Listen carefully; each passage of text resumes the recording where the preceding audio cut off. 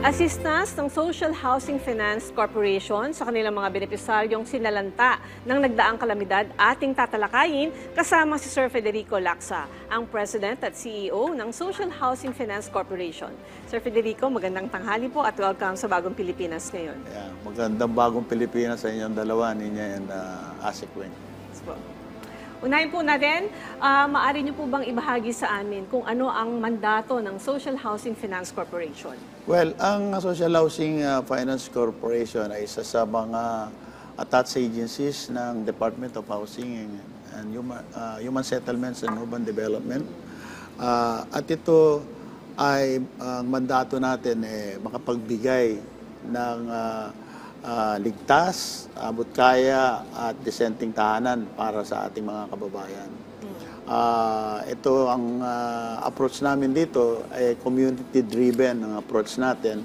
Ang ibig sabihin ay komunidad, community associations ang tinitignan natin na tinutulungan natin. Okay. Para po mas maunawaan ng ating mga kababayan, sir, ano naman po yung partisipasyon ng inyong ahensya, yung SHFC, no, sa pambansang pabahay para sa Filipino Housing Program ng DSUD? Malugod kong pinaabot sa inyo, Ninya and Weng, na napaka-active ng Social Housing Finance Corporation dito sa pambansang pabahay para sa Filipino Program ng ating mahal na Pangulo. In fact, marami na tayo na tumatayong mga proyekto ngayon at siguro in about 30 to 60 days makakapag-award ng ating mahal na Pangulo sa mga proyektong ito. Talaga po? Yes. What do you mean award? As in turnover? As in turnover na natin ito sa mga beneficiaries, lalong-lalo na doon sa parte ng Davao City, meron na tayo dyan na nakatayo na, natapos na. Meron din tayong patapos na isang high-rise building dyan sa San Fernando, Pampanga. At meron din tayo dyan sa may Tagaloan, Misamis Oriental, na kung saan nandun naman yung PVDEC. Yun ang inaasahan nating magiging beneficiaries nitong proyektong ito. So sir, yung mga pinapakita ngayon sa sa screen, ito yung mga last year na groundbreaking, yung mga nagkaroon ng... Yes. Ang bilis Last year lang? About a year ago lang, nandun ng ating mahal na Pangulo doon sa San Fernando, Pampanga. At ngayon, patapos na yung 4 na building. Yung isang building natin, pwede na nating may award doon sa mga beneficiaries. Hindi sila mainip kasi madali lang naman talaga yung pag-implement ng mga proyektong ito. Basta talagang pagsisikapan natin na mabigyan ng beneficiaries natin ng mga taanan na kailangan nila.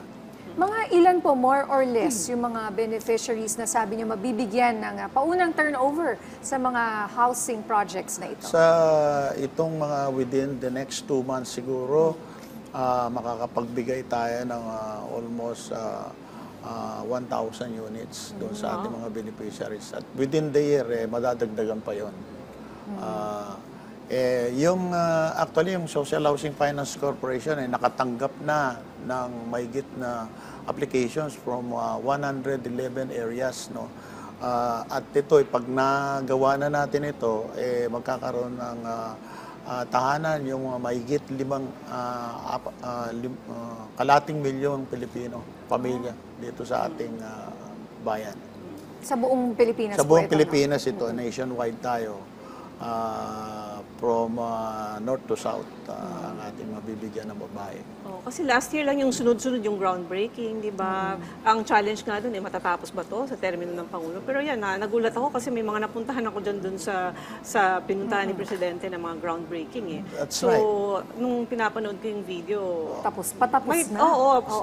Ang Pangulo natin, nagpunta lang doon noong July last year. Yes. Nag-uumpisa pa lang yung isang proyekto natin doon sa Crystal Peak sa San Fernando, Pampanga. Pero ngayon, nakatayo na yung 4 na building doon. Yes. Nakakatuwa naman, magandang balita po yan. Tsaka yung itsura po, mukhang mga magagandang kondo Yes. Hindi, ito yung, pag inisip kasi natin pabahay, pasensya na sir sa gobyerno, yung mga mukhang Tenement. mukhang ghost buildings. Itong tinatayo natin sa 4PH, sa Ninya and Weng, may tulad mo doon sa mga binibenta nila sa open market. Yes, Walang diferensya ito sa in terms of amenities, in terms of quality ng structure, at saka yung mismong unit na binibigay natin. Kasi kasing ganda rin sila ng mga binebenta doon sa open market.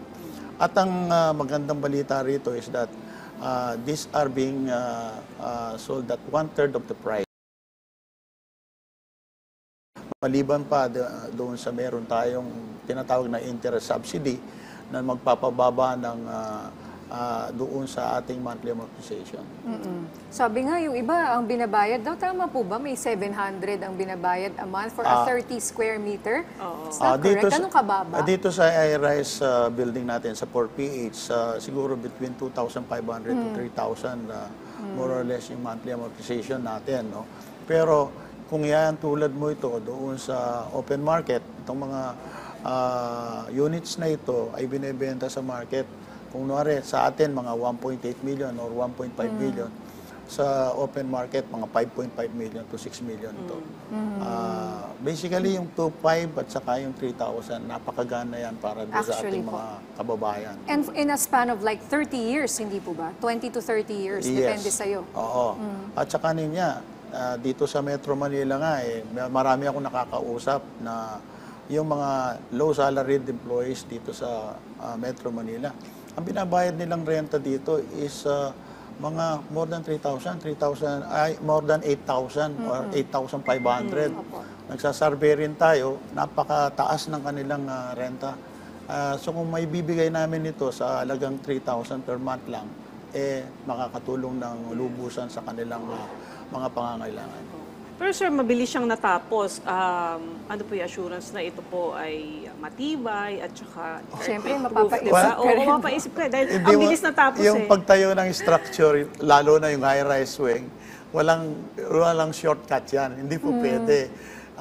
Yung structural stability nito ay pareho lang ng structural stability ng lahat ng tinatayo dito sa buong Pilipinas. Hindi mo pwedeng dayain yan. Kasi talagang kailangan pirmahan yan ng structural engineer, yung foundation yan talagang dapat matibay para yan talagang magiging ligtas sa lahat ng panahon. Okay. Sige, sir, balik tayo sa disaster. Nung Lunes po, naging guest dito si DSUD USEC Randy Escolango at ibahagi niya yung mga disaster assistance initiatives ng departamento. Meron din po ba kayong ayuda para sa mga housing beneficiaries ninyo na nasalanta ng bagyong Karina at Habagat? Alam niyo, sa kasagsagan ng Typhoon Corina, ang Social Housing Finance Corporation na minomonitor na nila ang ating mga kababayan, lalo na yung mga pamilya, yung mga beneficiaries ng aming mga proyekto.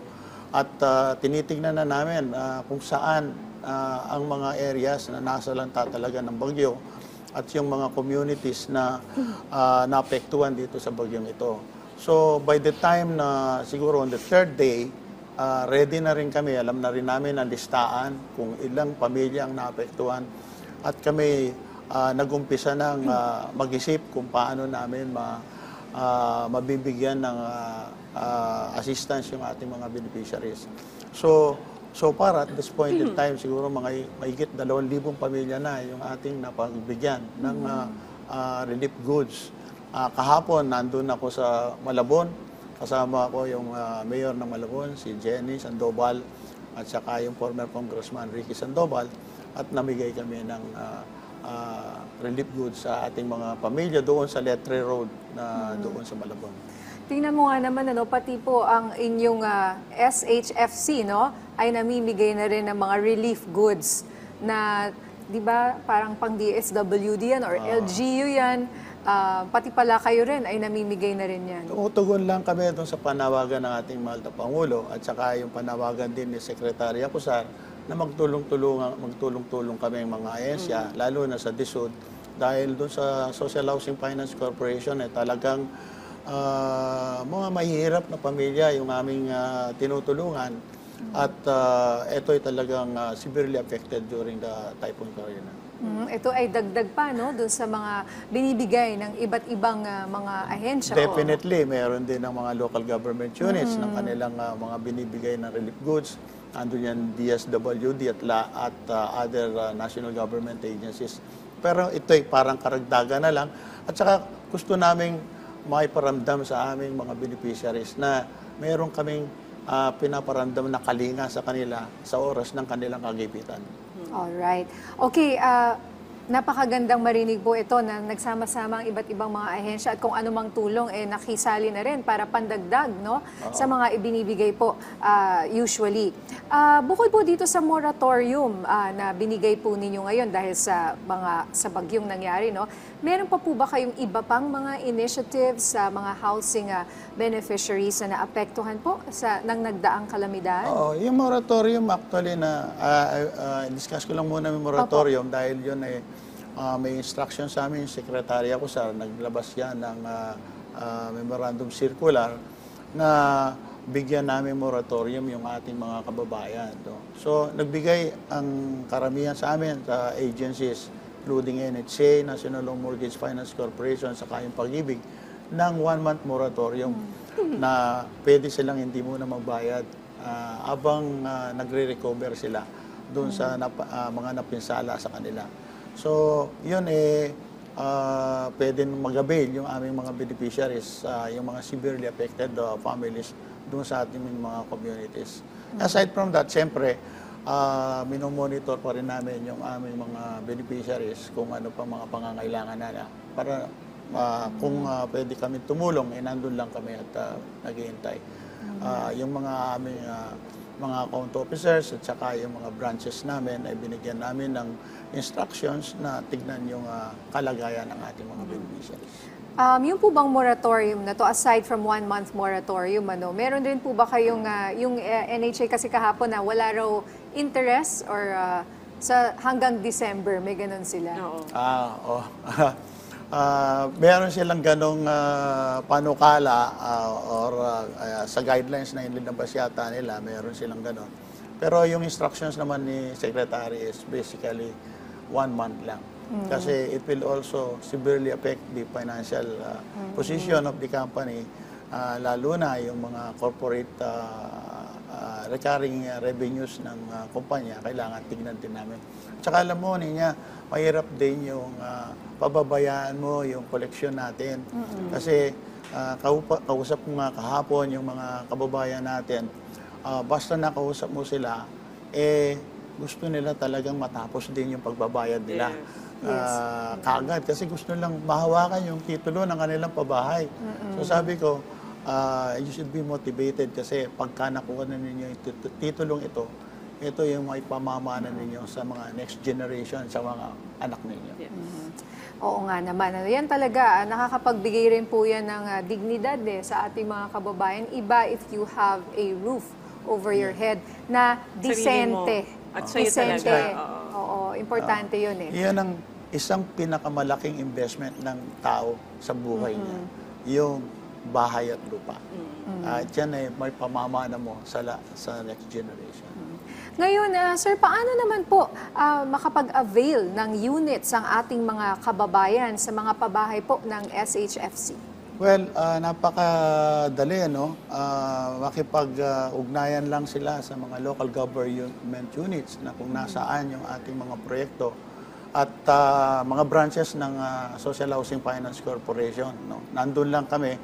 In fact, ang ginagawa rin namin ngayon, nandun na rin kami sa mismong proyekto. Meron kaming mga project offices doon sa mismong proyekto na pwede nilang puntaan ang mga proyektong ito at doon mismo makikita pa nila kung anong klaseng unit yung may bibigay natin sa kanila at makakakuha sila ng impormasyon doon sa ating mga empleyado doon. So, bago tayo mag-touch, may tanong lang ako. Kasi usually, di ba, sinasabi nila itong mga gumagawa ng mga gusali, yung mga karpentero, lahat, sila yung mga walang bahay.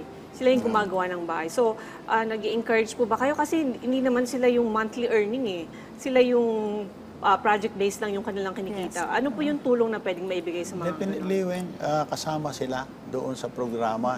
Kasi yung pinag-uusapan dito, yung pambansang pabahay para sa Pilipino program natin, ang alayunin talaga nito yung backlog natin na 6.5 million na ngayon.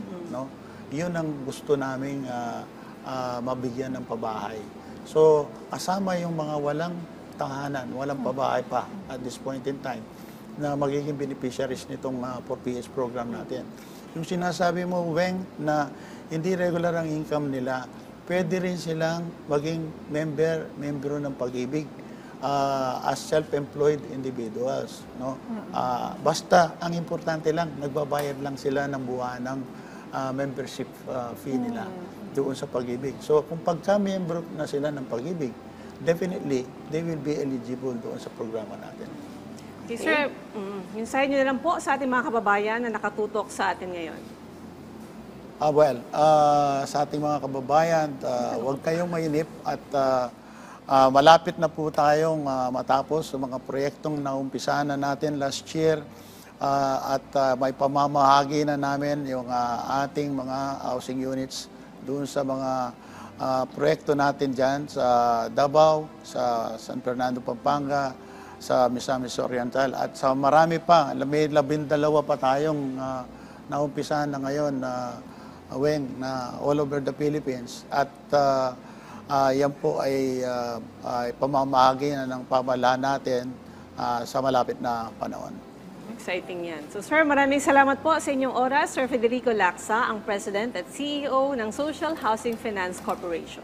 Maraming salamat din sa inyo, Ninya and Weng. At magandang bagong Pilipinas sa inyo lahat.